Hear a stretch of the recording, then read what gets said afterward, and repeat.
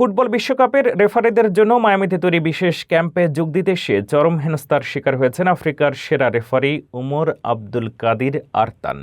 গত শনিবার মায়ামি আন্তর্জাতিক বিমানবন্দরে নামার পর মার্কিন সীমান্ত রক্ষা কর্মকর্তারা তাকে দীর্ঘ ১১ ঘণ্টা জিজ্ঞাসাবাদ করেন।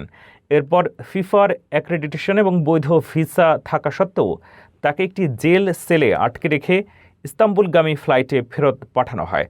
মার্কিন কর্মকর্তাদের দাবি, একটি নিষিদ্ধ জঙ্গি সংগঠনের সন্দেহভাজন সদস্যদের সাথে যোগসূত্র থাকার কারণে নিরাপত্তা রক্ষার্থে এই সিদ্ধান্ত নেওয়া হয়েছে। ট্রাম্প প্রশাসনের পূর্ব ঘোষিত সোমালি নাগরিকদের উপরে ভ্রমণ নিষেধাজ্ঞার পটভূমিতে এই পদক্ষেপটি নেওয়া হলো। যদিও আরতান তার বিরুদ্ধে ওঠা সমস্ত অভিযোগ অস্বীকার করে বলেছেন, শুধু সোমালিয়ার নাগরিক হওয়ার কারণেই তার সাথে এমন অন্যায় আচরণ করা হয়েছে। এই ঘটনায় গভীর হতাশা প্রকাশ করেছে সোমালিয়ার সরকার।